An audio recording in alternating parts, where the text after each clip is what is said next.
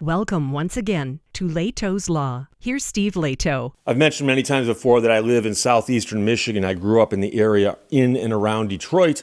And one of the things about Detroit is it's right across the Detroit River from Windsor, Canada.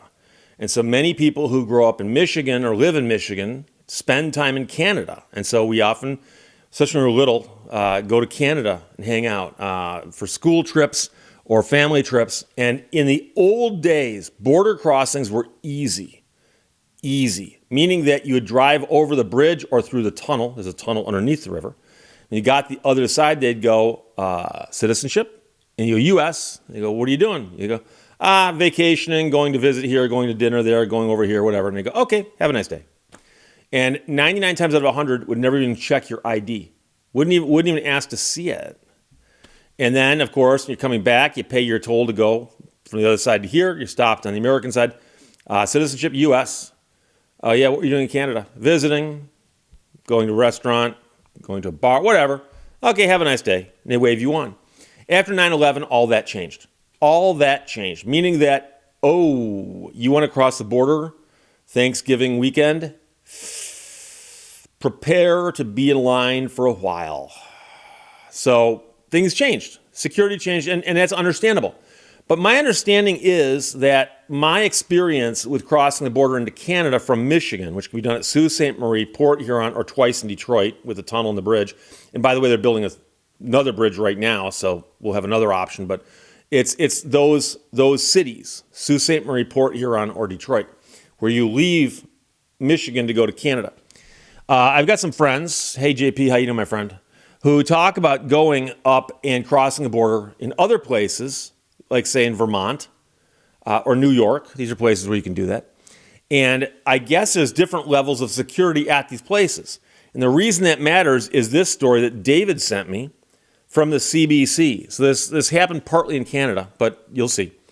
A man from Vermont has been charged with drunk driving in Ottawa Valley.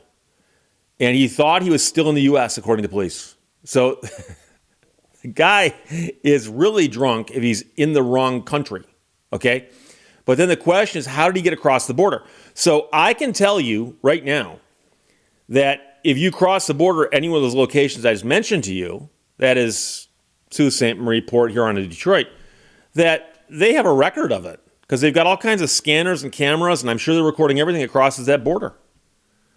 But here, it looks like he may have crossed someplace where they don't have all that high-tech stuff. And I've heard that there are lower volume crossings where you can cross into Canada or back into America.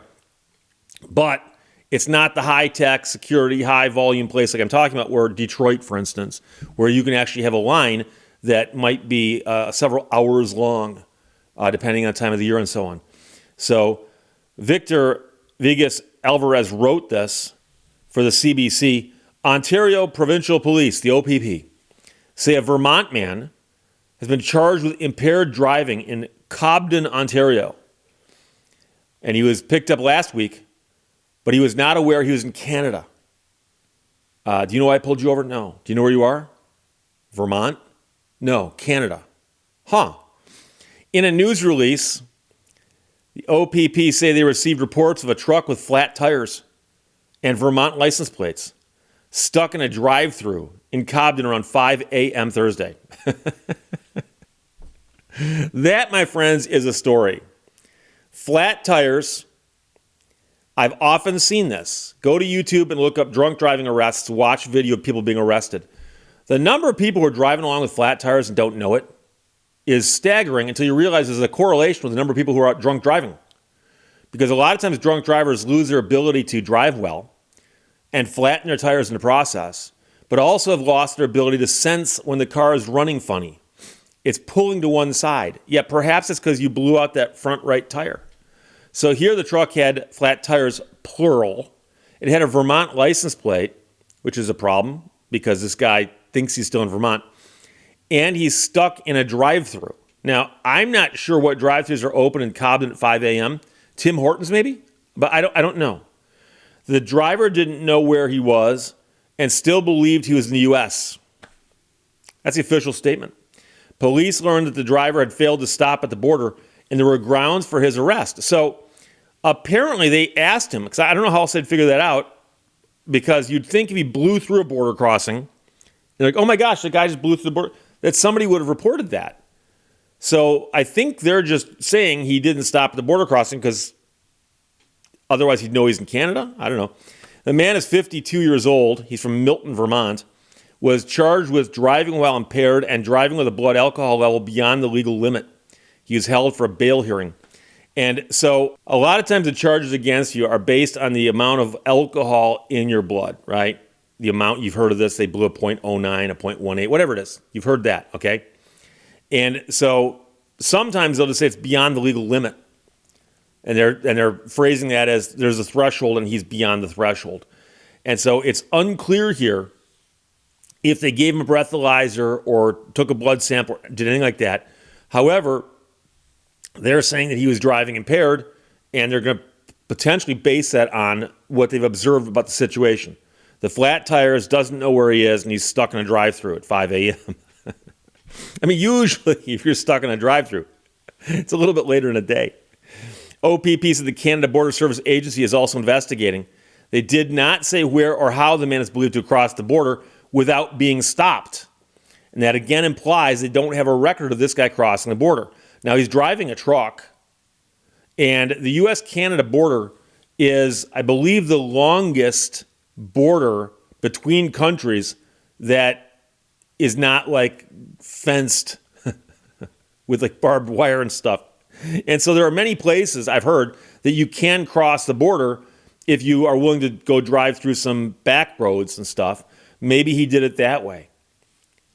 So Milton, in case you're curious, is about 45 kilometers from the nearest Canada-U.S. border crossing and about 440 kilometers by road from Cobden. So if the man had driven from Milton to Cobden, we're looking at 250 miles or so, maybe a little bit more. I could do the math, but 440 kilometers. And the CBC's messing with us by using metric, but I'm just joking. So the guy's in a world of hurt. But imagine this, you go out for a night of drinking in Vermont, and you wake up with a hangover in a jail in Canada. And I've traveled to Canada and through Canada many times. So if you want to go to some places in New York from Michigan, you cut through Canada. It's a straighter line. And so I'm always very aware of this, not just because I'm a lawyer, but when you leave the country and enter another country, your legal rights change.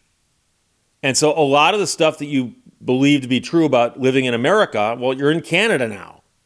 And I've talked to friends of mine who got in legal trouble in Canada. They had bad things happen in Canada. And I know a little bit about the Canadian legal process, but not a lot. But I know that their legal system is different from ours.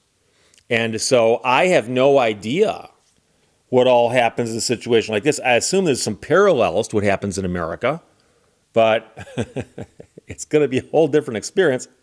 And I suspect they're politer in the process. But that could just be one of those cliches, right? But I've got friends in Canada. The Canadian robot lady, the woman who does the announcement at the beginning and ends of the videos, is from Canada.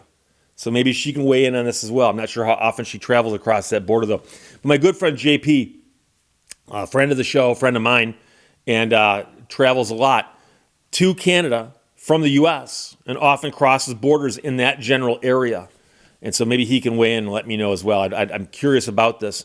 But the man had to be pretty drunk, I would think, to wind up over 200 miles away in a different country with flat tires stuck in a drive-thru at 5 a.m. Oh, boy. It's going to be an expensive trip that man took. So, David, thanks for sending that from the CBC. Vermont man charged with drunk driving in Ottawa Valley thought he was still in the U.S., according to the police. The man's 52 years old and somehow crossed the Canada-U.S. border without anybody seeing him do it. Questions or comments, put them below. Let's talk to you later. Bye-bye. Thank you for watching Lehto's Law. You can't teach a new mouse old clicks.